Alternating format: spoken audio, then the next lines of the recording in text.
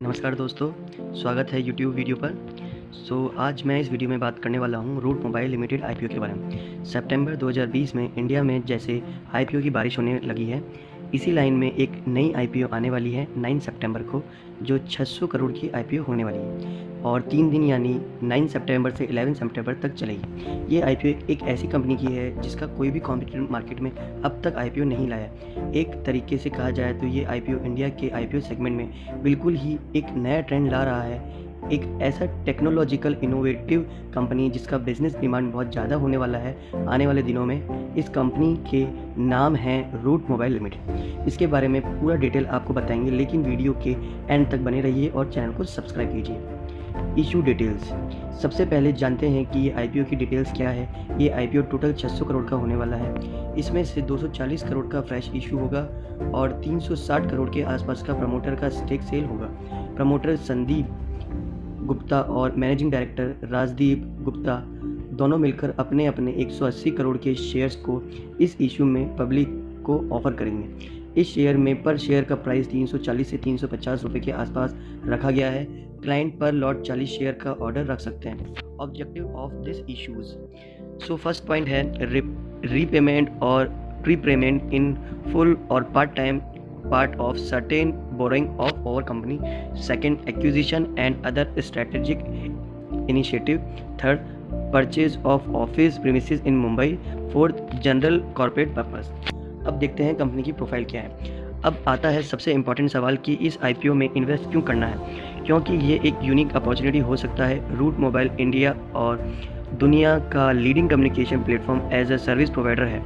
ये tier 1 application to peer service provider भी है। इसका मतलब क्या है, ये कंपनी आजकल की स्ट्रीमिंग और ओटीटी प्लेटफॉर्म के दुनिया का बैकबोन प्रोवाइड करता है।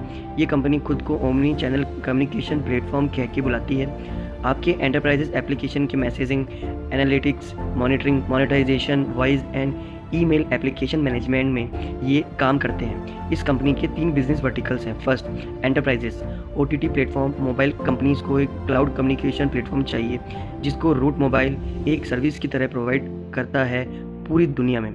Second point, mobile operator. Mobile operator के लिए फायरवॉल्स बनाना, messaging, analytics, monetisation, wireless hub creation, ये सारे टास्क करता है Route Mobile. Third point, business process outsourcing BPO. दुनिया के टॉप फॉर्च्यून 500 कंपनीज के लिए Route Mobile client support, technical support, booking and collection services जैसे काम करता है। इस इमेज से आप समझ सकते हैं कि कैसे रूट मोबाइल का पूरा प्रोसेस फंक्शन करता है और क्यों ये आने वाले दिनों में इम्पॉर्टेंट है।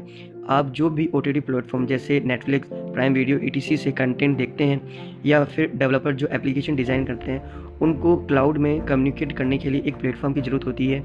अमेजन के पास अपना खुद का cloud platform as a service है, लेकिन दूसरी कंपनीज़ के लिए ऐसी क्लाउड सर्विस डेवलप करना बहुत डिफ़िकल्ट होता है।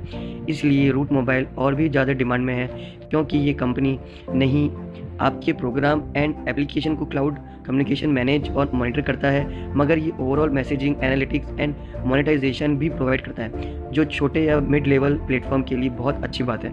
इसलिए पॉपुलैरिटी काफ़ी बढ़ेगी। आप देख रहे हैं कि इंडिया में कितने सारे ओटीटी प्लेटफॉर्म आ गए हैं और ये लोग कितने चीप प्राइस में आपको सर्विस प्रोवाइड कर रहे हैं, या मोबाइल कंपनीज भी अपने नेटवर्क के साथ ओटीटी प्लेटफॉर्म का सब्सक्रिप्शन फ्री दे रही है। ये सारे फंक्शन इसलिए पॉसिबल हो रहे हैं क्योंकि रूट मोबाइल जैसे कंपनीज मार्केट में हैं जो पूरा फ्रेमवर्क को संभालता है। Competitive strength, first, leading cloud communication service provider offering CPaaS, जो हमने अभी ऊपर देखा। Second, omni channel platform for easy company scheduling and reporting.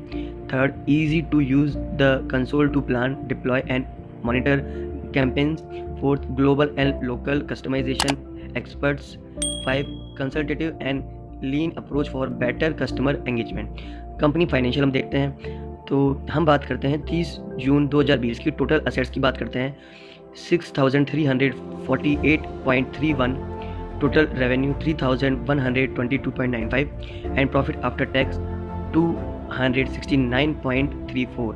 तो ये सभी मिलियन में है, इंडियन रुपीज़ है। तो इसके अकॉर्डिंग हम देख सकते हैं कंपनी काफ़ी प्रॉफिट में चल रही है। रिस्क टू इन्वेस्टर सबसे बड़ा पॉइंट है मेरे दोस्तों इस वीडियो का कि क्या क्या रिस्क इन्वेस्टर को हो सकती है। इनका ऑपरेटिंग मार्केट काफ़ी वोलेटाइल है। कंपनी का फंक्शनैलिटी पूरा थर्ड पार्टी मोबाइल एप्लीकेशन पर बेस्ड है। रेवेन्यू जनरेट करने वाले क्लाइंट लिमिटेड है। किसी को बिजनेस में कुछ लॉस हुआ तो सीधा इम्पैक्ट कंपनी पे आएगा। थर्ड पार्टी इंफ्रास्ट्रक्चर और सिस्टम पे पूरा कंपनी बेस्ड है। अनऑथोराइज्ड टेक्स्ट मैसेज भेजना ट्राई रेगुलेशन का वोलिएशन है, और अगर ऐसा कभी इस कंपनी के प्लेटफॉर्म से हुआ तो सीधा रिस्क इन्वेस्टर को ही उठाना पड़ेगा।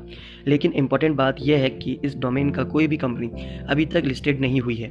इसका मतलब है कि ये बिल्कुल ही नया एक्सपीरियंस है इंडियन इन्वेस्टर के लिए। और जिस तरह से क्लाउड बेस्ड टेक्नोलॉजी का इंपॉर्टेंस बढ़ रहा है, इसके बाद शायद और भी ऐसे कंपनीज इंडिया में अपना आईपीओ लेके आएँ, तो इन्वेस्टर के लिए एक बहुत इंपॉर्टेंट आईपीओ आने वाला है। इसका परफॉर्मेंस अगर अच्छा हुआ तो मार्केट में बहुत सारी नई अपॉर्चुनिटी आएगी, और इसलिए हमारा एक्सपेक्टेशन है कि इस आईपीओ को इन्वेस्टर की तरफ से अच्छा रिस्पांस मिलेगा और ये टेक्नोलॉजी कंपनीज़ के आईपीओ का स्टार्ट होगा। तो अगर आपको वीडियो अच्छा लगा हो तो उसको शेयर ज़रूर कीजिएगा, लाइक कीजिए, चैनल को सब्सक्राइब कीजिए।